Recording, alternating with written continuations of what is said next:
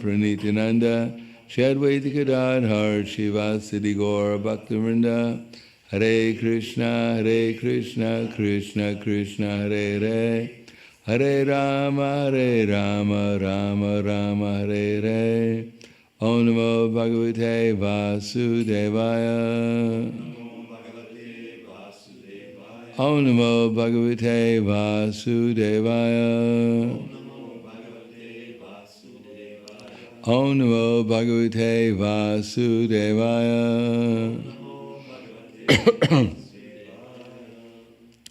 Srimad Bhagavatam, Canto 5, Chapter 13, Rahugana converses with Jad Bharata, Text 21. Rajuvacha Ahonri Janma Kila Janma Shobhanam Kim Janma Bish Twa Parai Ap Yamushmin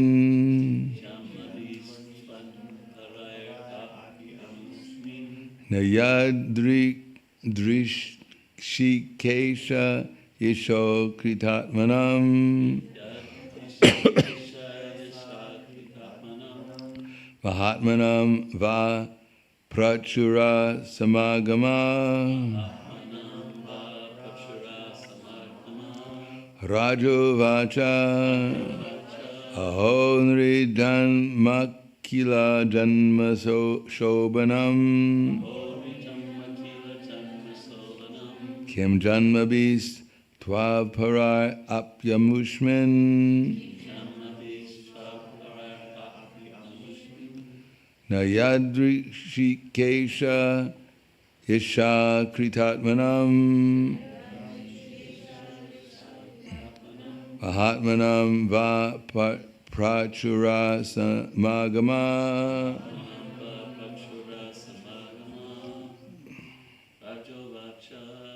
Rajovacha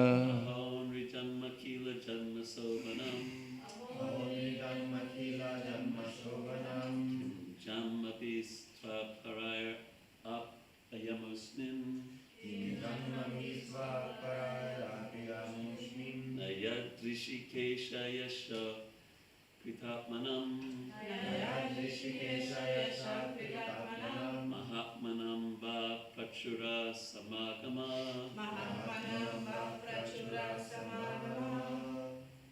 Rajovacha Ahonida Janma Kila Janma Shobhanam Kim Janma Vistwa Parai Api Amusmin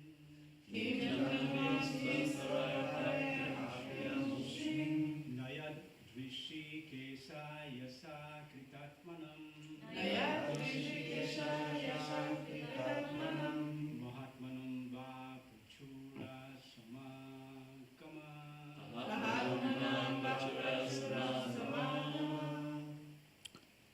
Ladies,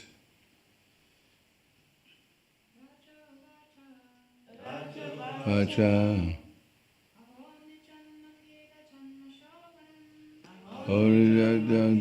Janma Shobhanam Janma Vishadma Atmamushmin Yadadrikesha Sakritatmanam Mahatmanam Vapachura Samangama Raja Uvacha King Rahugana said, Aho, alas, Nri Janma, you who have taken birth as a human being. Akila Janma Shobhanam, the best of all species of life. Kim, what need? Janmabi, with births in a higher species like the demigods, in the heavenly planets. 2, but aparai, not superior. Api, indeed. Amushman, in the next birth. Na, not. Yat, which. Rishikesha, yasha, by the glories of the Supreme Personality of Godhead. Rishikesha, the master of all senses. Krita Atmanam, of those whose hearts are purified. Maha Atmanam, who are actually great souls. Va, of all. Prachura, abundant. Samagama, the association. Translation and purport by His Divine Grace, A.C. Bhaktivedanta Swami Srila Prabhupada. King Rahugana said, this birth as a human being is the best of all. Even birth among the demigods and the heavenly planets is not as glorious as birth as a human being on this earth.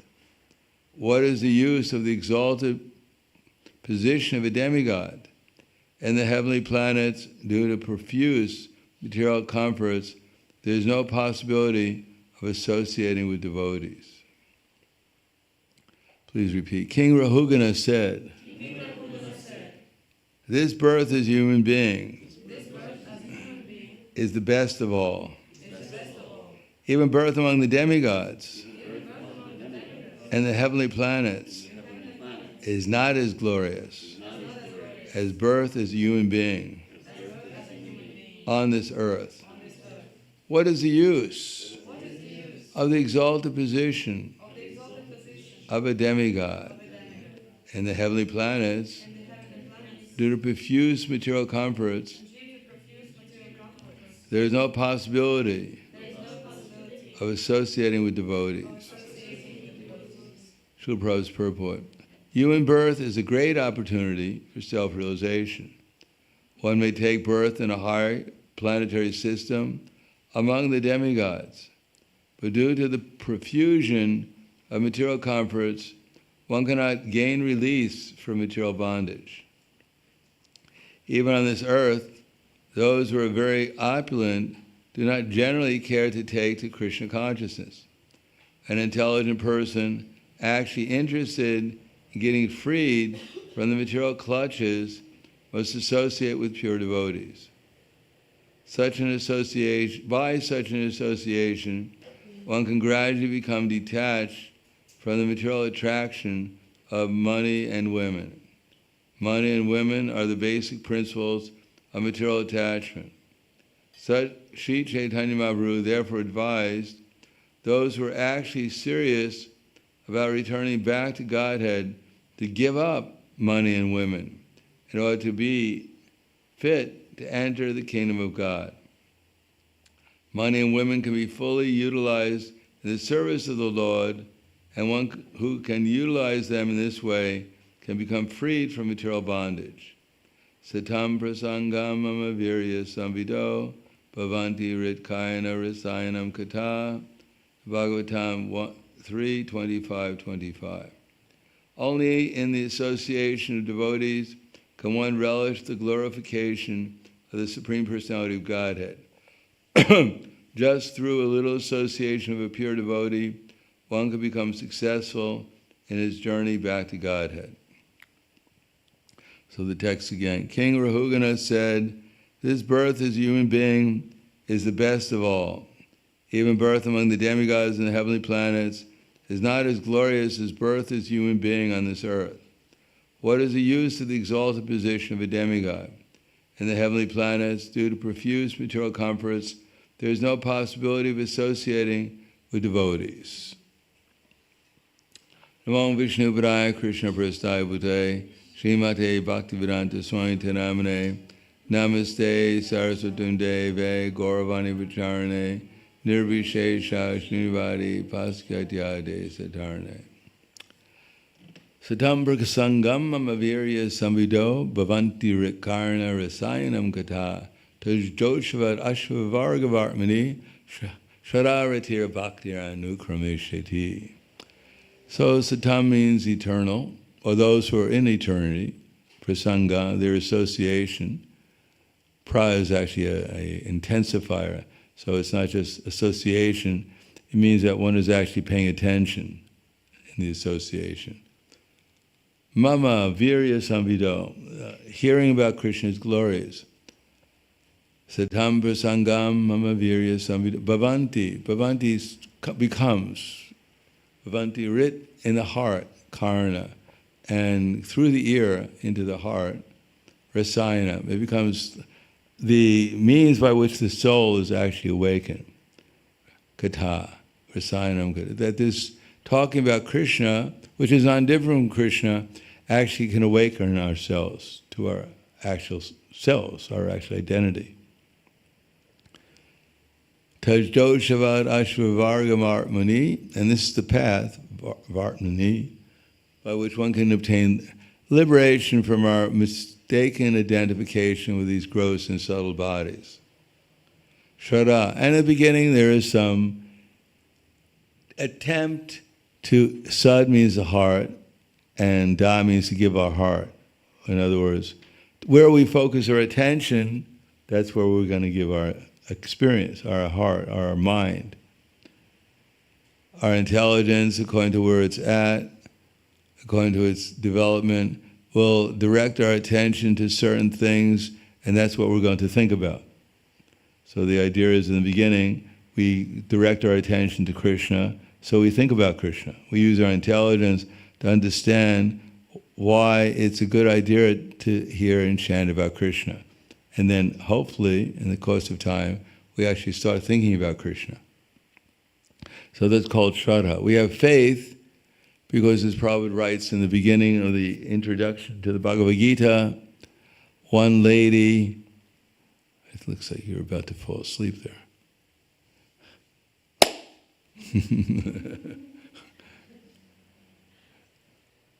It's the service of the speaker to keep everyone awake.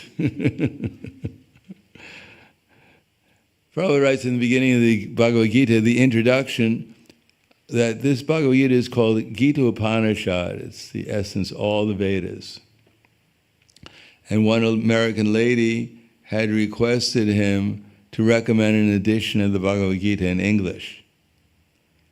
And Prabhupada said, out of the 700 translations at that time, both in India and America, there was no translation of the Bhagavad Gita that he could recommend, because none of them touched on the spirit of the Bhagavad Gita.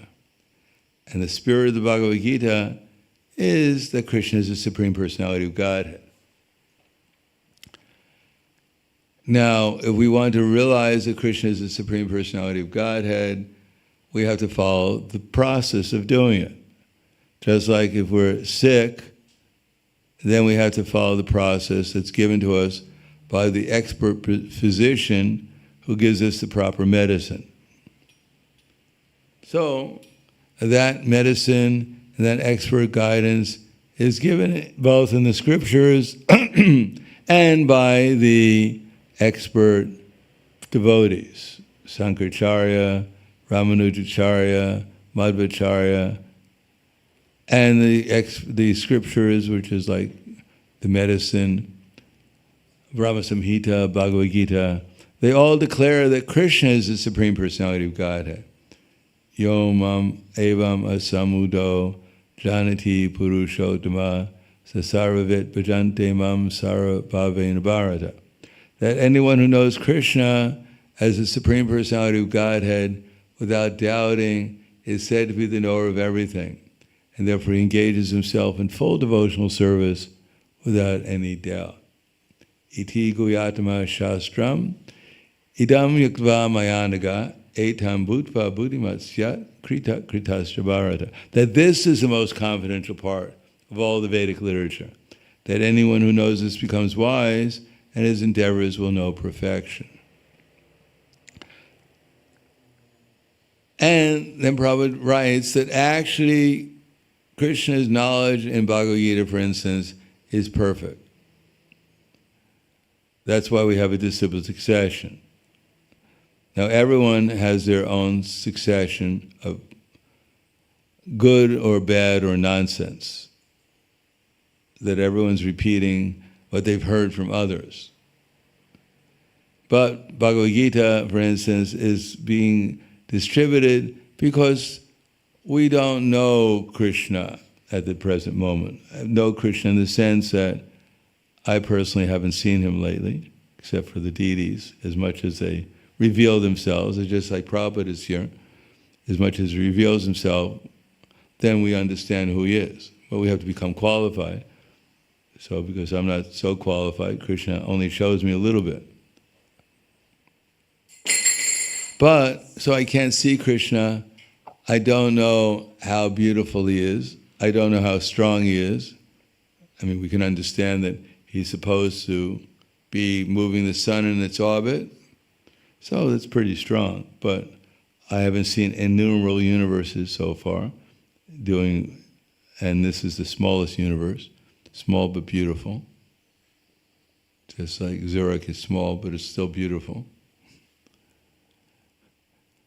But there's unlimited universes, and Krishna is controlling all of them, and this is just supposed to be a little cloud in the spiritual world. So there's, for me, it's theory. I don't know. And how wealthy Krishna is. I mean, he's given me a little bit. I've asked for a lot, and he's given me a little. So I understand he has something, but how unlimitedly opulent he is, how he's controlling unlimited goddesses of fortune, and the ground in the spiritual world is in Goloka Vrindavan is made of Chintamani. Sounds good. But what we can all understand is how much knowledge Krishna has if we read Bhagavad Gita. That's why it's so important. Bhagavad Gita is given in disciple succession. And the message pertains to everyone. It's not that I have a relation with Krishna and by my mercy we give everyone else a relation with Krishna. Because I'm so generous as a speaker, therefore I'm giving you a relation with Krishna. No, everyone has an eternal relation with Krishna, and therefore, in one of the five rasas, and therefore the aim is to awaken our relation with Krishna. Now, we don't know Krishna that well, or maybe some of us know him quite well. There's different degrees of knowing Krishna. But we have to understand there's two qualifications to know Krishna. Bhaktos ime sakha cheti rahasyam hi tad uttamam. Sevayam maya tedya yogo prakta prayatana. Bhaktos ime sakha cheti sahasram hi tad uttamam. So we have to develop these two qualities. If we want to know Krishna, and that's why we're here. Obviously, most people in Zurich haven't come here today because they don't know Krishna, and they don't, even if they heard about him, they don't have a very intense desire to develop their relation with Krishna because they probably don't really believe in him. But we have some faith, those who are here, and therefore we've come here to develop a relation with Krishna.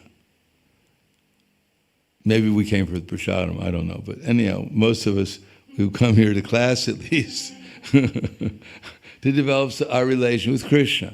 So there's two qualifications. One is that we're supposed to become a friend, Sakha, a friend of Krishna. Of course, Arjuna was in a rasa of Sakha, but we have to become at least favorable. Not that we hear the word Krishna like some people on the street, Harinam, they hear, Hare Krishna, we have to have a favorable attitude. Krishna, he may be God, but still we love him. He may be so powerful and controller and everything else, and still we want to become his friend because we heard he's Sarit for everyone. He's everyone's friend. And at the same time, a friend and a devotee. We want to learn how to devote our activities to Krishna so we can think about Krishna. And if we think about Krishna, then the result is, according to the degree that we can focus our minds and give our love to Krishna, to that degree we can experience Krishna consciousness. So we want to become his friend and we want to become his devotee. But in order to do that, since we don't know Krishna, at least theoretically, we have to accept that Krishna might be God. So that's what we're trying to develop our faith in, that Krishna might be the Supreme Personality of Godhead. We don't blindly accept it 100%, and we don't reject that Krishna is God.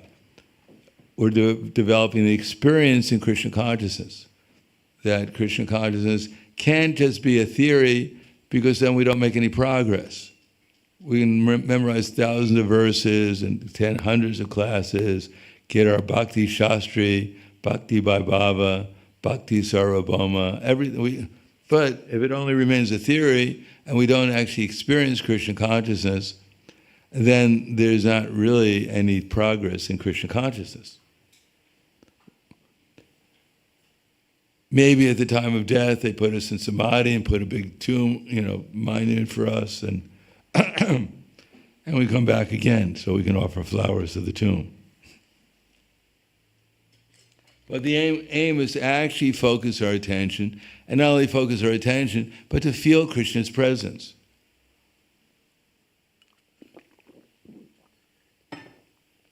To become conscious of Krishna. But, as it explains here, that there are certain impediments for that. Generally speaking, Kali Yuga, there is no Dharma and there is no idea of liberation. There's only economic development for sense gratification.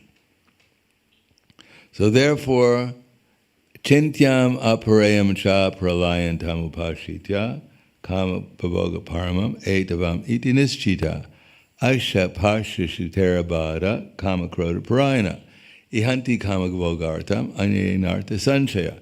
They believe, of course not us, but anyhow, people believe outside of this Krishna consciousness movement that to gratify the senses unto the end of life is the prime duty of human civilization.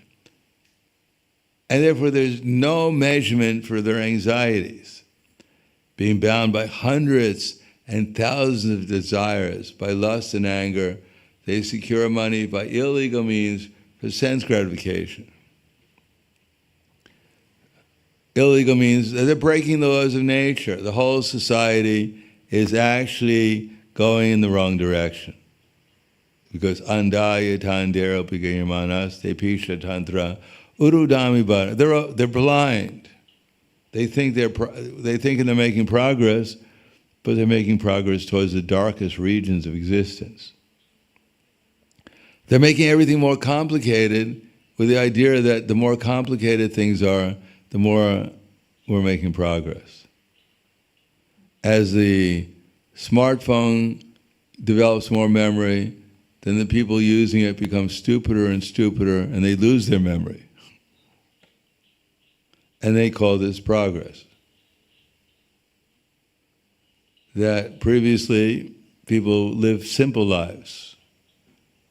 They weren't overwhelmed by the idea that they had to get more and more economic development, so-called economic development, because they had real economic development.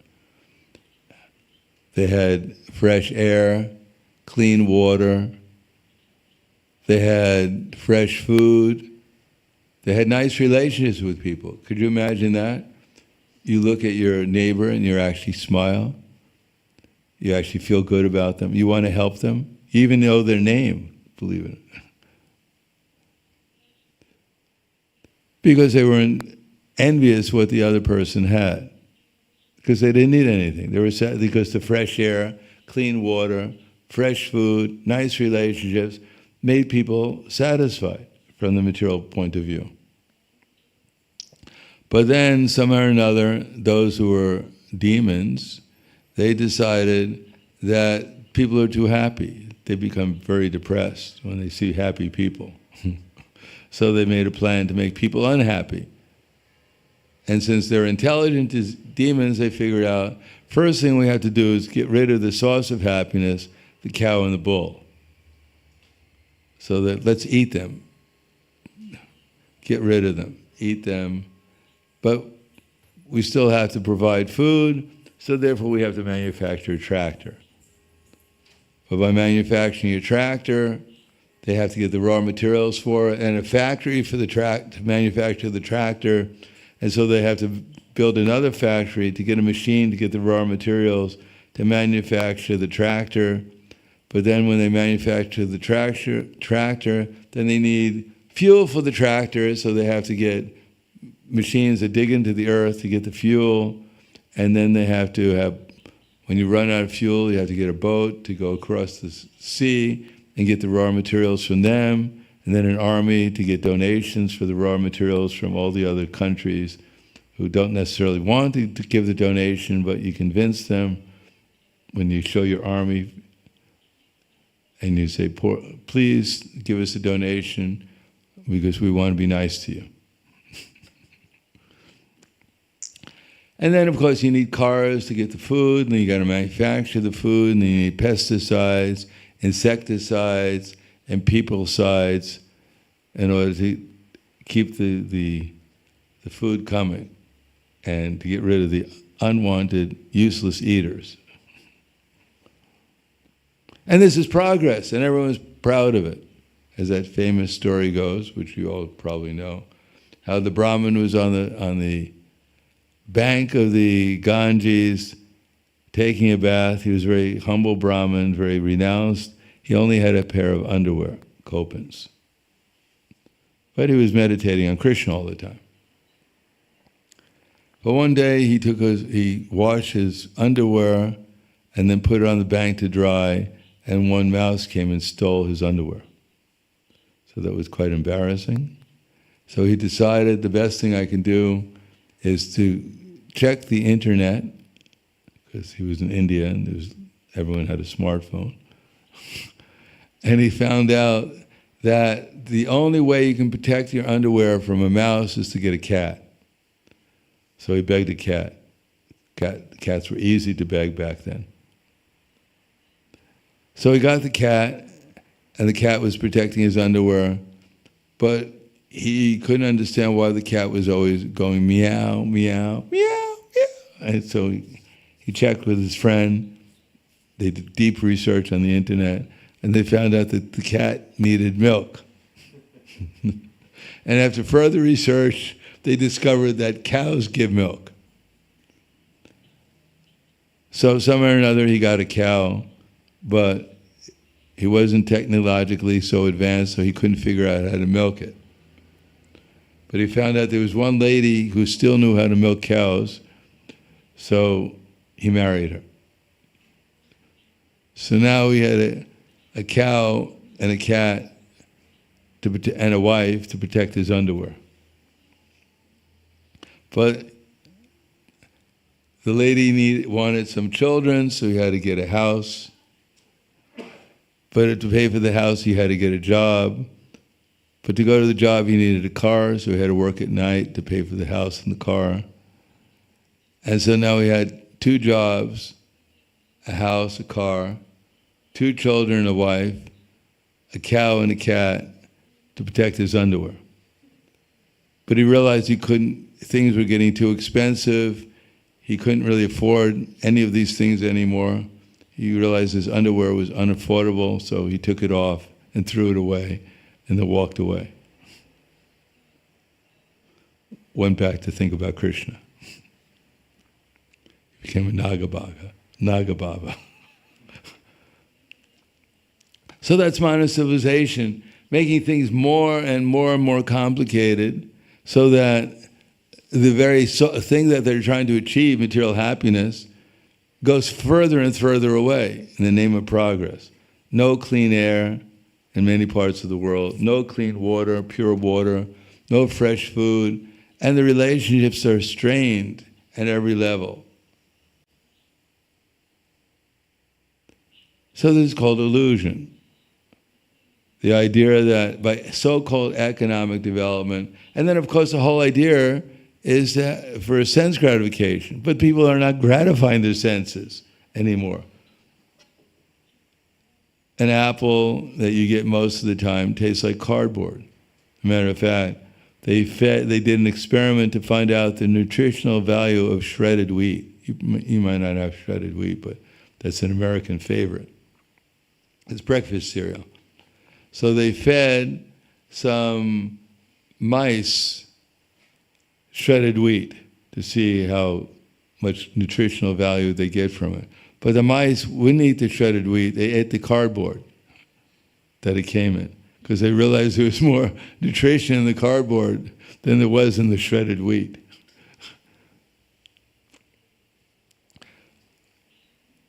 So, people want sense gratification, but it's not there. Even nowadays, marriage, Prabhupada said, it's a dream. People can't stay together. They chew each other for some time, and afterwards all the sweetness is out, they just spit each other out and find someone else to chew on.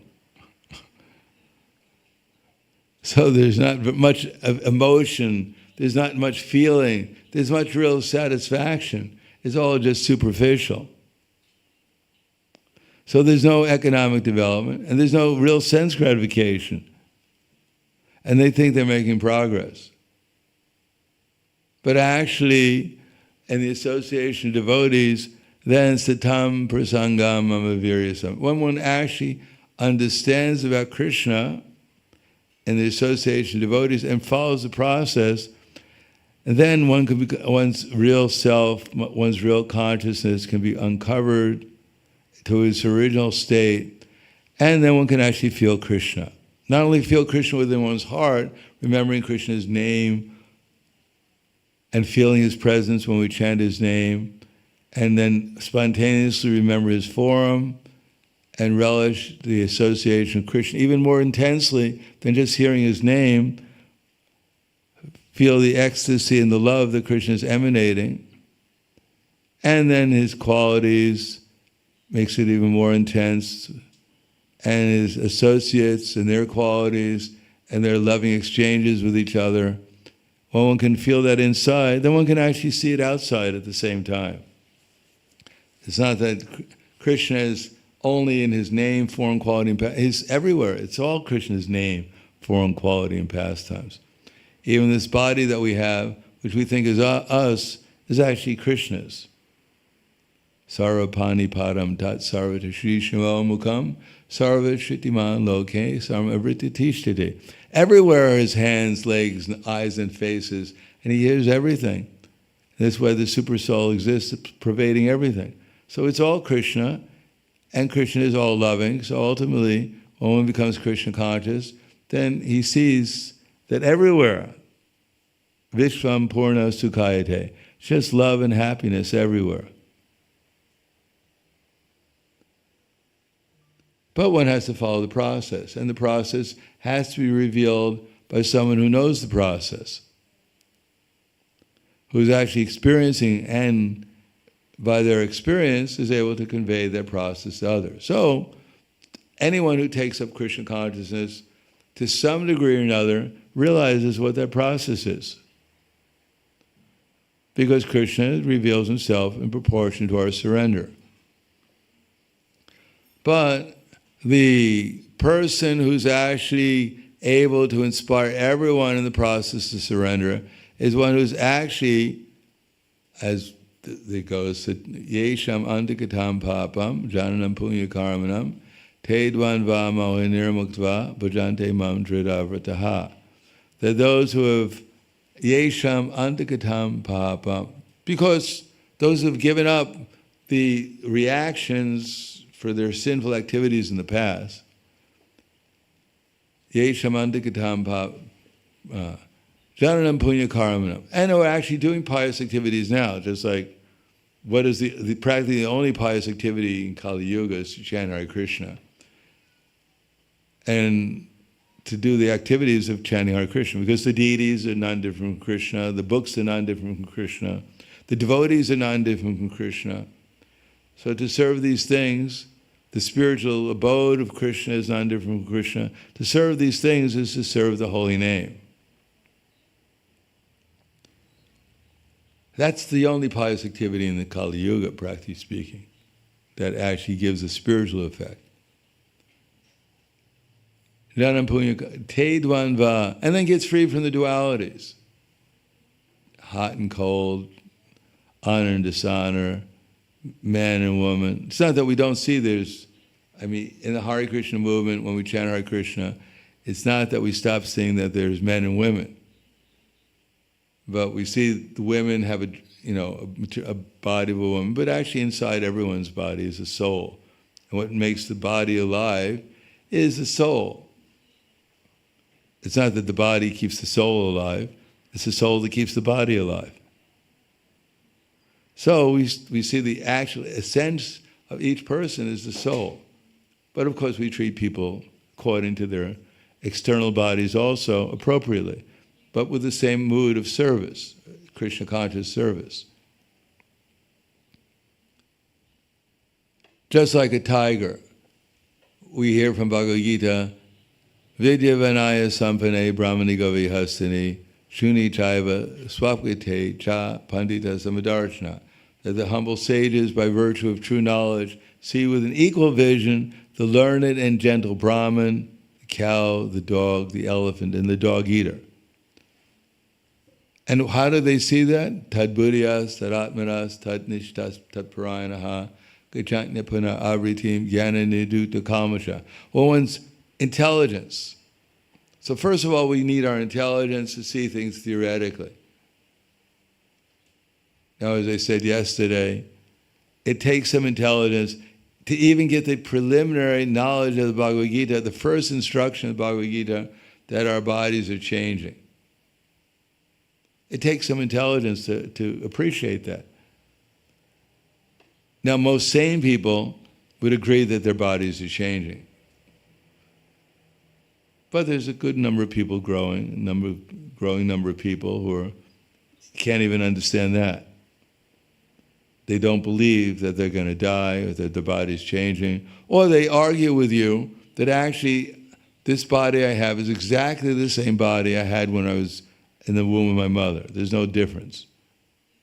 Very hard to argue with those people. Of course, we'd like to see what your mother looks like. It'd be quite hard to imagine. But anyhow, they believe that their body is exactly the same, although it's different. So those are the type of people who meditate on one hand clapping. But it's very hard to convince such people. But, all right, they believe that their body is changing, but they don't believe that they're the same person. They don't believe in the soul. And when they talk about a soul, they think about the mind, which is always changing also. So the first instruction in Bhagavad Gita, most people can't understand, like Professor Kotovsky, the head of Indology in the University of Moscow, when Prabhupada explained that to him, he could not accept it. Nor could he accept there's such a thing as different levels of intelligence, because he was a communist. But he was kind enough to invite Prabhupada to come to Russia, so I'm sure he got a huge amount of credit for that. So even to understand the first instruction of the Bhagavad Gita requires some buddhi, some intelligence. And if one can understand that, then there's some hope that the person can progress in life. Otherwise, one remains on the animal conception of life, eating, sleeping, mating, defending, as the goal of life. Sad tad buddha tad atmanas. So the idea of using our intelligence is not to build a better factory. The idea of using our intelligence is to put our minds in a place that actually gives us peace and satisfaction. If with all our intelligence we create more anxiety for ourselves, more problems. Just like Queen Kunti. Jai Gaura Nitai, Jai Lord Jagannath. Queen Kunti was praying for problems.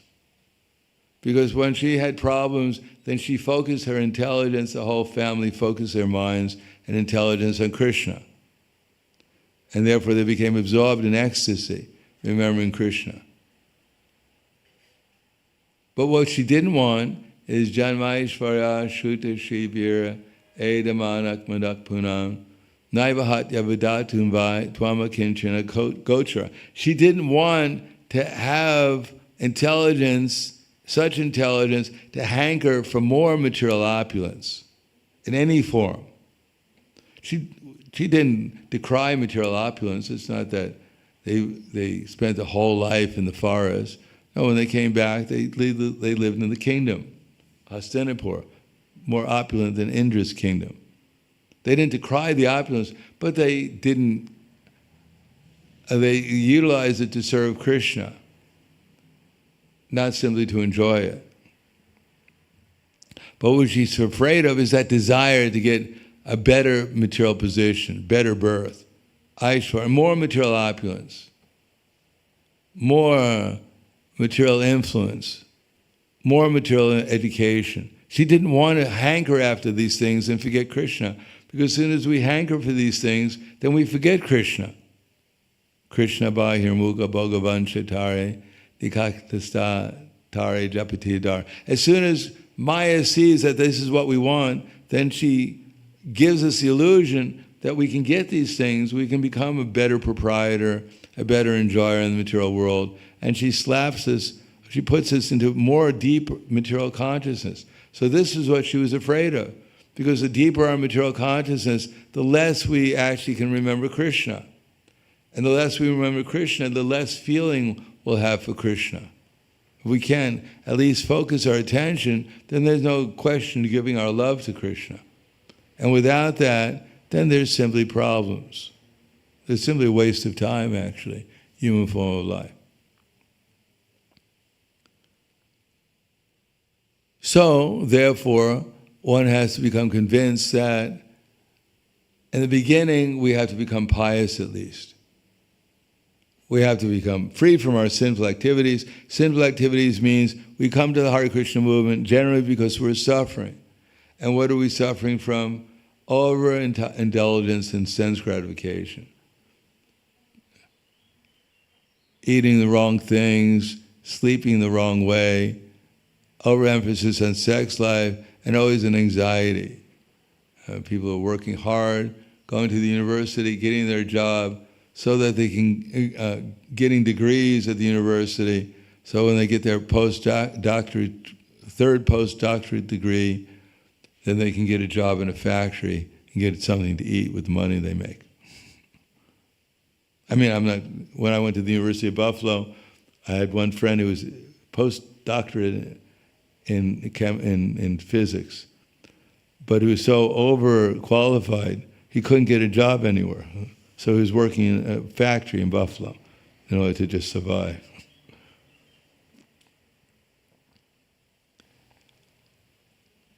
Therefore, people come because they're in distress. But what is their distress? Due to sinful activities. That's why they're in distress. And when they come to the Hare Krishna movement and chant Hare Krishna, then the result is that some of this distress goes away. Not completely, but some of it goes away. And therefore one thinks, well, this is a nice process. And then one actually learns what material happiness is. Clean air, fresh water, nice relationships. We learn at least we should like the devotees that we have to live with.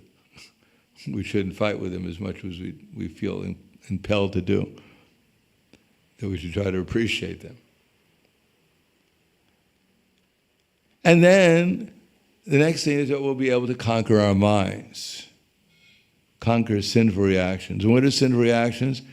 It's all this anxiety we have over attachment and aversion. I love her, I love her, I love her, I love her. I love her not. She loves me not. She loves me not. All this attachment. And then finally you realize, actually, she doesn't love me because I have no money. How could she love me? It's not possible. So to conquer this mental fight that we have when we're chanting japa, all this anxieties that go through our mind, conquer, this is all due to our past activities and our attachment to them. Then if we do that, then we can actually accept devotional service. That we're doing this actually because I believe that Krishna is the proprietor of everything, And I'm doing what I'm doing under his direction. I actually believe Krishna has representatives. It's not that me and the deities and all these other people are just pretending to be devotees or representative of Krishna. I actually believe Krishna has representatives and that Krishna actually wants me to please them. Could you imagine that? That my temple president or the temple commander or the GBC or whatever, they're not my enemies. They're not there to load it over me and force me to do things I don't want to do, always trying to find fault in me, trying to discourage me. Sometimes it's like that. Prabhupada told his leaders one time, he said, all of my leaders, they're just trying to discourage everyone. I'm trying to encourage them, and you're trying to discourage them. But it's not like that. I have personal experience that sometimes, I was thinking like that sometimes. I still think like that sometimes. But anyhow, I remember one time one of the leaders in our society asked me to help him out in his zone and to go somewhere to help out another sannyasi. And I was thinking in my mind that actually he's just trying to lord it over me. He's just trying to control me, which he was, of course. But, he just wants me to. So when I thought, I don't want to do that. And then I thought, well, you're not very happy right now. So what's the problem? And then I thought, well, actually, I should do it to please Prabhupada. And so I did. I agreed. Okay, I agreed to do it. What he told me to do. And he sent me halfway around the world to a place called, what is the place called now? Philippines.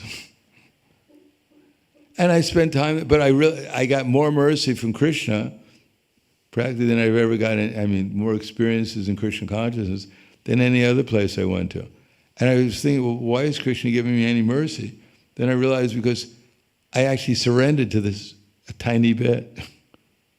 I did something I didn't want to do, but I did it for Prabhupada, and now Krishna is reciprocating with me. I just prayed maybe sometime in the future I could do something similar again. Not easy. So to conquer a sinful reaction and actually accept devotional service, that this is Krishna's energies and under Krishna's authorities, I should try to do something to please Krishna. And then if I do it to please Krishna or to please Krishna's representatives, then the result is I'll actually think about Krishna, or Krishna will actually appear within my mind. It's not that I think about Krishna. By Krishna's mercy, he appears within my mind because he sees I have the right attitude. Then that's called Krishna consciousness. And by being Krishna conscious and feeling Krishna's presence, that's where we make progress. To really come to the next platform, which is to gain knowledge about Krishna, experiencing Krishna consciousness. And then that's called bliss, knowledge, and eternity. We can experience real love, real pleasure, real consciousness, and we can actually begin to see everything as Krishna's in relation with Krishna. Just to give one more story, I was in Dallas, this was 1972. Yeah, it was 72, because I went to Dallas first as the temple president. First I went to Houston, Texas as the temple president, and then I got transferred to become the temple president of Dallas, and then the person who was the temple, who I exchanged places with, he wanted to become the president again, so I became the treasurer and the Sankirtan leader. And my temple president, he loved to spend money that we didn't have. He loved to make phone calls. At that time, to make a phone call was not like now. You get on, you spend 20 euros or 20 Swiss francs a month for you to. No, you make a telephone call halfway around the world. That was half our income practically. So anyhow, he loved to call people up. And he expected the Sankirtan devotees to collect all the money for it. And they did for a while until they all got married except for me. And then I was left, and I thought, well, I don't like this. I'm the treasurer. He's spending the money, I'm collecting. But my mind said, all right, surrender, go out and do Sankirtan. So I went downtown, Dallas, which is not the most favorable place in the world for book distribution at that time, because we were considered worse than a cult. We were considered aliens from another planet. So I went down there. I didn't expect much, but I had some kind of mood of surrender. And when I went down there, suddenly everyone looked like they came from Vaikuntha. I didn't understand what had happened. I still don't understand, except obviously Krishna arranged it. And everyone looked so friendly and beautiful. And every time I offered them a Bhakti Godhead, they took it and accepted and gave a donation for it. So I had some idea it's my attitude towards people, probably why I'm having such a hard time sometimes.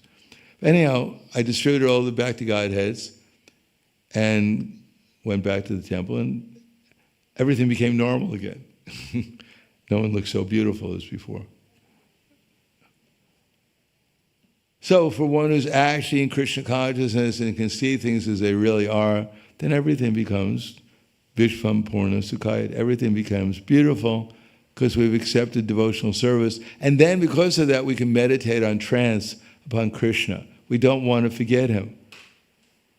Then all the tastes we have for all the other objects and all the other plans we have in the material world, we forget about. The real plan is to serve Krishna and to meditate upon his name, form, qualities, and pastimes, not only internally, what's described in Bhagavad Gita, Srimad Bhagavatam, but also externally, to see that this is also Krishna's pastime. Or Srila Prabhupada wrote to me one time, he said, the more you work seriously to bring Krishna's other children back to the spiritual kingdom, then the more he'll bestow all his blessings upon you.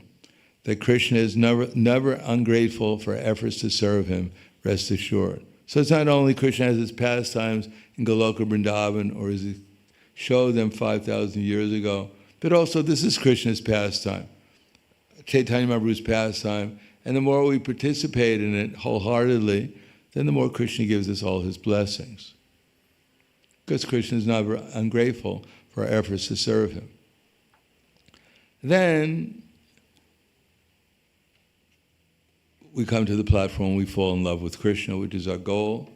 And when we fall in love with everyone too, everyone becomes Krishna. We love Krishna and we love everyone because we see there's nothing apart from Krishna. The souls are expansions of Krishna, and Krishna is guiding them, and everything, all this energy is Krishna's energy. So we fall in love with everyone and everything in Krishna consciousness. That's our perfection. Thank you.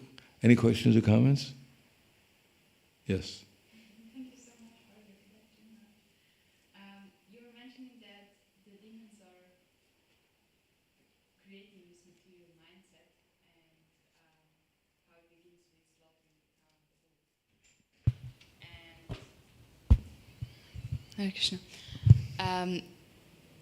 So I was also thinking about this process of degradation, actually, and I came to the conclusion that it might be that the women are not protected, for example, because Arjuna is saying in the Bhagavad Gita. And so do you think there is really one root cause in that sense of material degradation, or are there many different things playing together? Well, according to Srimad Bhagavatam, I mean, I'm sure it can start anywhere, but I think it's the 18th chapter and then the 19th chapter, where Pariksha Maharaj is on tour, and then he sees a Shudra beating on the cow and the bull. Which is, because when you eat your father and mother, in order to do that, you have to take alcohol, because to digest it. Digest meat is hard to digest. So you drink out, but then everyone looks beautiful after you drink alcohol. You get intoxicated. And then everyone looks like an object of exploitation. And that's called mental speculation. And since you lose all your bodily strength and memory, therefore you gamble how to cheat and gamble how to get money easily to keep up your intoxication, meat eating, and illicit sex. So generally speaking, as you can see, if people are not, if they're vegetarians, then generally speaking it's easier to communicate with them about some more subtle things. And there's more of a chance that they can understand philosophy, like the fact that they're eternal and the body's changing, etc. But once you can't understand that, then everything is, it's not like women are exploited. Nowadays, little boys are exploited, old people are exploited. Everyone's being exploited because everyone is an object of sense gratification. They're just meant to be chewed and spit out till you find it. So, and then you get more and more degraded as time goes on. So it's a fact, women this age are not properly taken care of, but then the old people are not, it doesn't matter, man or woman, whatever. No one's being properly taken care of because people have lost their intelligence. They don't know what the aim of life is. They think they don't know how to even gratify their senses, and therefore they'll chew on anything. Is that right? Of course, if you're a woman, I'm sure you're more sensitive to the fact that the women are being exploited. Yeah, I was just thinking because if women are more Krishna conscious in that sense, they can keep the household Krishna conscious and they can raise the children Krishna conscious, and then the society could be more Krishna conscious in that way. Well, if you have a more normal society where they're protecting the cow and the bull, then the cow and the bull are considered to be, they give milk, they plow the land. You don't have to spend money for fertilizer because they provide it. You don't need another source of energy because they supply it. The grass is all around. Everything is quite simple. Then the children become valuable too, because the children can help out. They can do the chores on the farm, and the women become valuable because they know how to cook, and everyone becomes valuable. It's not that there's no other way. I mean, from the material point of view, of course, if we're Krishna conscious, that's a whole other level. When we see how the beauty of the souls within everyone, then everyone becomes even more valuable. But from the material point of view, from just practical point of view, in a real society, the children have value, the women have value, the men have value, the cows have value, the land has value, everything has value, and therefore they're treated with value. Thank you. Yes.